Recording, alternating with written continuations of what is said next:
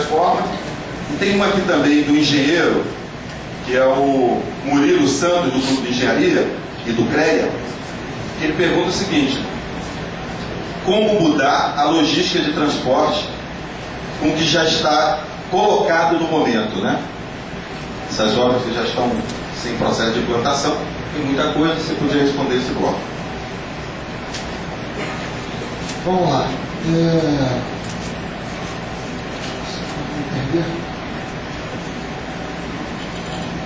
Eu vou ser objetivo.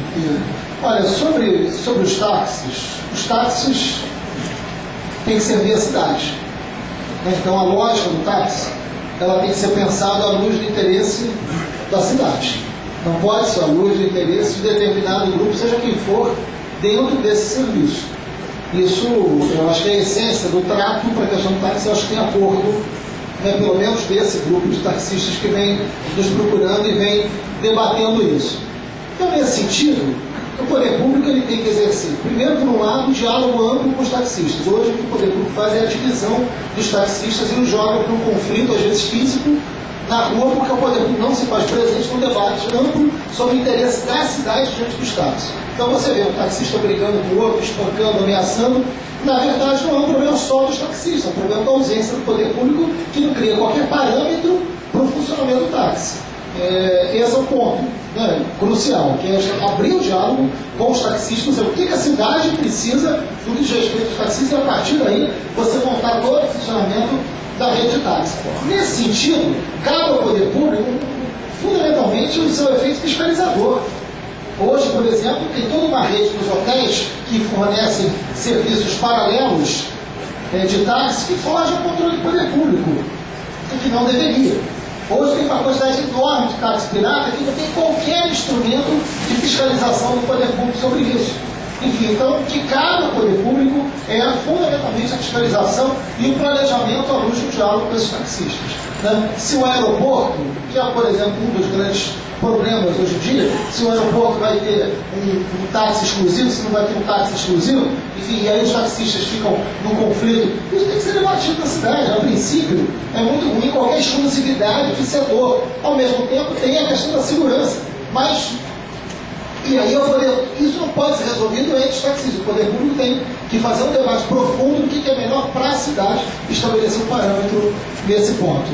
Eu acho que o VLT é alternativa, sim, ao monopólio rodoviário. A gente já falou isso aqui e defende isso aqui. Né? O veículo leve sobre trilhos é a alternativa que deveria ser seguida. E aí eu já respondo a última pergunta feita. O próprio BRT, que hoje tem um traçado pensado para os ônibus, poderia e deveria, aos poucos, ser adaptado ao VLT, que é viável. Já essa estrutura que já foi feita é caro, mas esse é um investimento. Você não pode dizer que da noite para o dia você vai colocar tudo VLT, isso não é real. Isso não é real. Agora, é possível fazer um processo de adaptação do que já foi feito em relação aos BRTs para o veículo leve sobre trilho. Até para resolver, eu recebi uma mensagem do processo falando: olha, isso aqui é importante mesmo. O BRT, quando foi anunciado, a Transcarioca pelo menos, dizendo o seguinte, que ia carregar, isso foi um anúncio feito, né? 30 mil pessoas hora por sentido. Né? E aí poderia, e é por isso que eles estão dizendo que isso é transporte de massa. Todo mundo sabe que ônibus não é transporte de massa em lugar nenhum do mundo.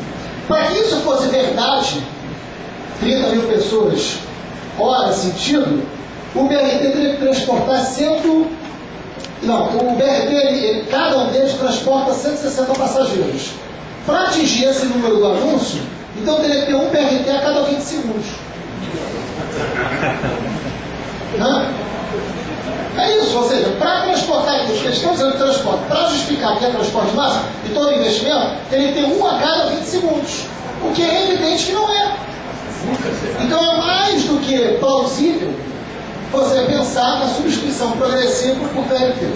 Né? Enfim, esse é um ponto. Olha, sobre a van, eu já falei aqui das vans, não é um problema só da ilha. Quem me fez a pergunta me fez pensando na Ilha do Governador.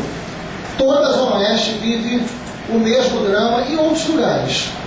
A van hoje, em boa parte dos territórios, estão na mão de cooperativas que são dominadas por grupos criminosos.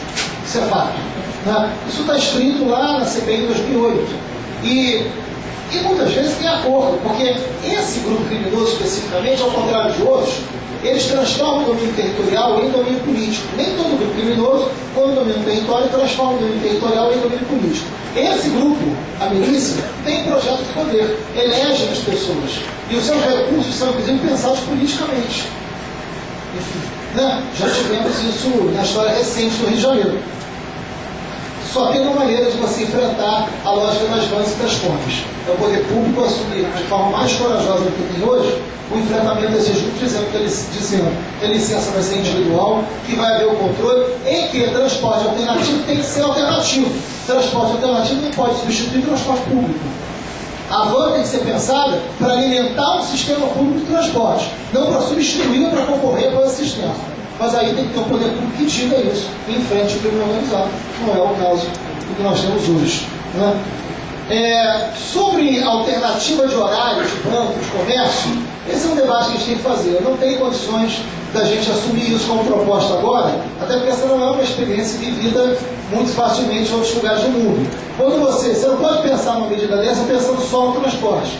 Quando você altera uma rede de funcionamento, você mexe com a cidade como um todo. Você mexe com a alteração da vida daquelas pessoas em relação a... Você pode resolver o problema do transporte, mas de repente você pode criar um outro, que diz respeito ao horário das pessoas do colégio dos seus filhos, o horário integrado com outras atividades, alguém que trabalha e que estuda, que pode ter isso inviabilizado em função dessa alteração de horário, enfim.